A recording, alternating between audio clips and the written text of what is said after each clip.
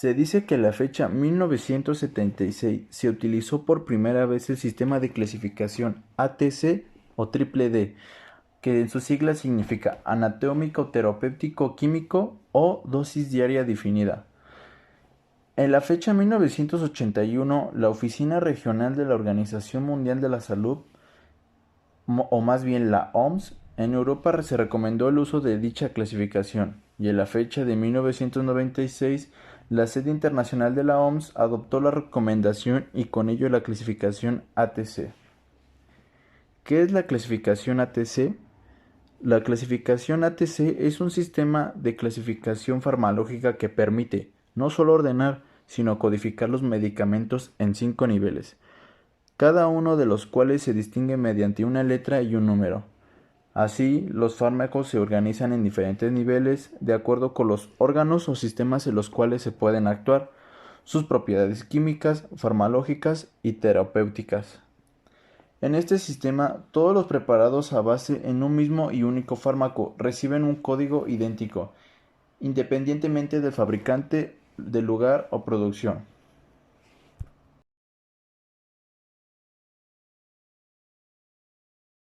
Comenzamos con el primer nivel.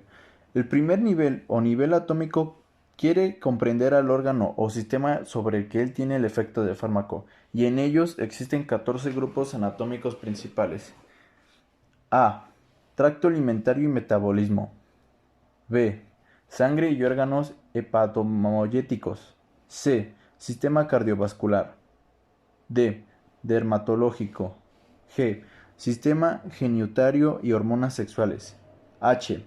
Preparados hormonales sistémicos. J. Antiinfecciosos para uso sísmico. L. Agentes antineoplásticos e inmunomoduladores. M. Sistema musculoesquelético. N. Sistema nervioso. P. Productos antiparasitorios, insecticidas y repelentes. R. Sistema respiratorio. C. S. Órganos de los sentidos. V. Entre otros.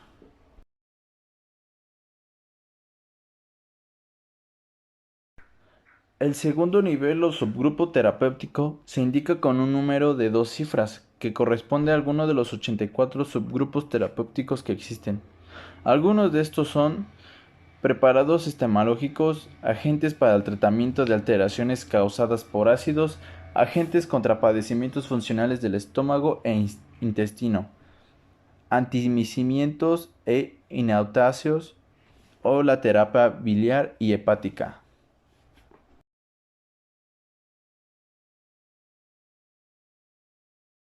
El tercer nivel o subgrupo terapéutico farmacológico se indica con una letra del abecedario que corresponde a uno de los 221 grupos terapéuticos farmacológicos que existen. Algunos de estos son preparados estomagológicos, antiácidos o agentes contra la úlcera péptica y el reflujo gastroesofágico.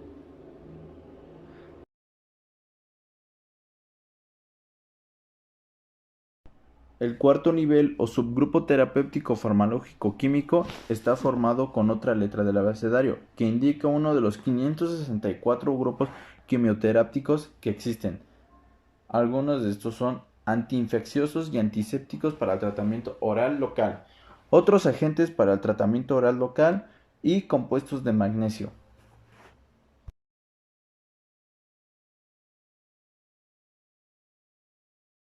El quinto nivel corresponde al nombre del principio activo o asociación medicamentosa. Este está formado por 2 cifras que corresponden a un único principio activo. En la clasificación ATC existen 1650 principios activos hasta el momento, pero algunos de estos son los más importantes, que sería el omeprazol, paracetamol y el ácido acetilsalítico.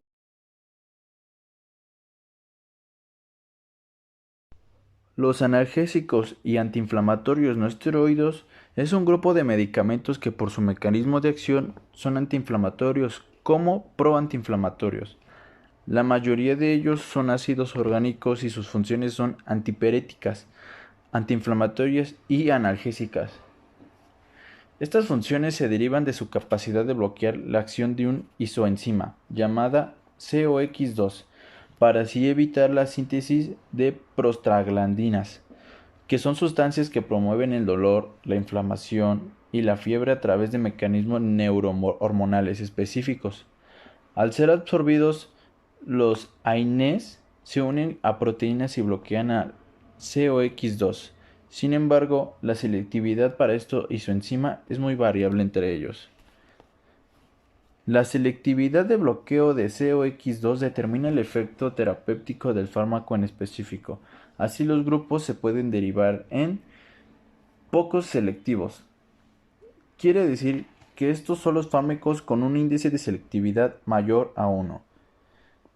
El otro sería mediante selectivos, que quiere decir que son aquellos los fármacos con un índice de selectividad igual a 1. El otro elemento sería preferencialmente selectivos. Quiere decir que son aquellos los fármacos con un índice de selectividad menor a 1. Y el último sería altamente selectivos. Quiere explicar que son aquellos fármacos que no influyen en la acción de la isoenzima de COX1. Por lo regular, los AINES coinciden en su mayoría con su estructura química. Todas son sustancias derivadas de diferentes ácidos orgánicos, dependiendo del grupo que pertenecen.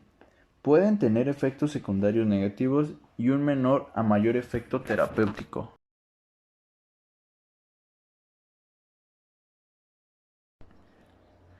Uno de los fármacos más importantes es los antiinflamatorios.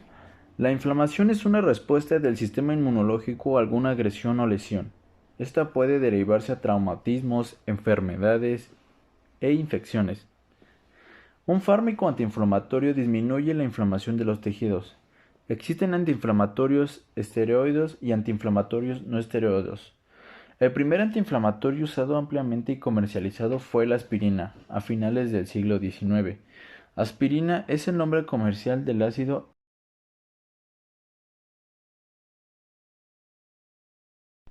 Otro de los fármacos que existen son los esteroideos. Los fármacos esteroideos son hormonas naturales o sintéticas derivadas del núcleo del esterano. Los esteroides son sustancias que se sintetizan en el cuerpo de manera natural, en cantidades y formas específicas reguladas. Estas hormonas son necesarias para el desarrollo y función normal del ser humano, pero pueden prescribirse para tratar una gran variedad de enfermedades. Los esteroides son fármacos potentes que producen una gran cantidad de efectos secundarios, por lo que en la clínica se utilizan solamente en situaciones graves en las que no existen otras opciones de tratamiento. Debido a que su efecto es rápido y evidente, resulta tentador, para profesionales de la salud como para el resto de la población utilizarlos, como las soluciones más rápidas de las soluciones más comunes. En otras circunstancias, tardarían un tiempo más en resolverse. Esto conlleva el riesgo de que se presenten efectos secundarios no deseados, que en ocasiones son peligrosos o irreversibles. Antipiréticos. La temperatura media normal en el ser humano se encuentra alrededor de los 37 grados Celsius. Está definida por la cantidad de sangre en el cuerpo, la velocidad a que circula y las señales que el hipotálamo envía para aumentarla o disminuirla. La temperatura varía constantemente siguiendo un ritmo circadiano. La fiebre se define como el aumento de la temperatura corporal por encima de los 38 grados Celsius a la temperatura entre 37.4 y 38 grados Celsius. Se le llama febrícula. La fiebre se produce por sustancias llamadas pirógenos. Estos pueden ser exógenos o endógenos. Pirógenos exógenos. Esto quiere decir que provienen del exterior del cuerpo humano. Pueden ser bacterias, virus, hongos, fármacos o complejos antígeno o anticuerpo. Los pirógenos endógenos son polipéptidos de bajo peso muscular que en el cuerpo humano produce como respuesta a la acción de pirógenos exógenos. En estos se incluyen algunas interleucinas, el interferón y los macrófagos. Es importante entender que la fiebre no es una enfermedad, sino un mecanismo de defensa contra una infección, ya que el aumento de la temperatura retarda el crecimiento y así la multiplicación de las bacterias o virus. La fiebre se dispara como una respuesta fisiológica al punto de ajuste del hipotálamo, que da como resultado una producción excesiva de calor y la incapacidad para dispararlo. Existen pocos datos de que indiquen que la fiebre ayuda al organismo a recuperarse más rápido de infecciones virales. Lo único que es seguro es que implica molestias para el paciente. Los pacientes febriles normalmente cursan con síntomas como alteraciones del sueño, disminución de la energía y actividad física, disminución de la sed, entre otros. Por lo tanto, el principal objetivo del tratamiento antipérico es bajar la fiebre para disminuir la incomodidad del paciente. Los fármacos antipéricos forman parte del grupo de los AINES, descrito previamente. Los más comunes incluyen el paracetamol, el ibuprofeno y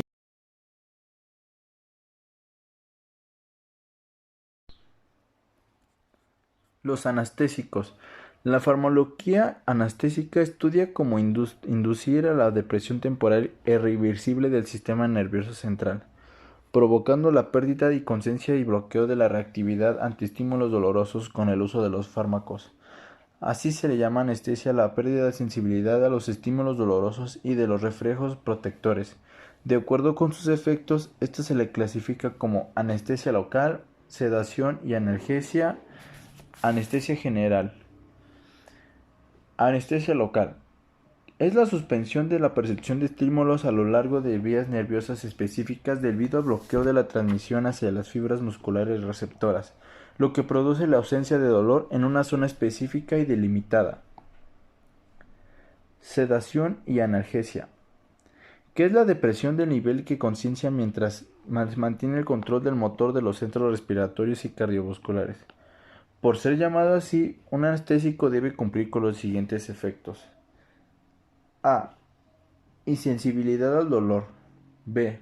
Bloqueo de reflejos somáticos y vegativos. C. Amnesia completa. D. Relajación musculoesquelética. E. Pérdida de la conciencia. La anestesia general es un estado de conciencia irreversible caracterizado por la analgesia y supresión de los reflejos. Los fármacos utilizados para la anestesia tienen un efecto sobre el CNS, que afecta las vías sensoriales entre el tálamo y la corteza cerebral. De la misma manera, deprime los centros respiratorios y cardiovasculares, razón por la cual se utiliza únicamente en hospitales y centros especializados, bajo la estricta supervisión de un especialista. Antibióticos y sus generaciones. Los antibióticos son sustancias producidas por distintas especies de microorganismos que suprimen el funcionamiento de otros y pueden eliminarlos. Los antibióticos se pueden clasificar de acuerdo con su mecanismo de acción, o bien en bactericidas y bactericidas. El primer grupo se le llama antimicrobianos. Existen las bactericidas, que son los que matan a los microorganismos sin necesidad de destruirlos o lisarlos. Existen 4 generaciones en este grupo. El segundo grupo que existe son los bacteriosáticos, que son los que inhiben el crecimiento del microorganismo. El tercer grupo sería los bacteriolíticos. Estos matan al microorganismos por lisis. El cuarto son los agentes que se unen a la subunidad rizomal y alteran irreversiblemente la síntesis de proteínas. Se les llama bactericidas. El sexto sería los antibióticos. Bloquean la síntesis del ácido fólico bacteriano mediante la inhalación de enzimas.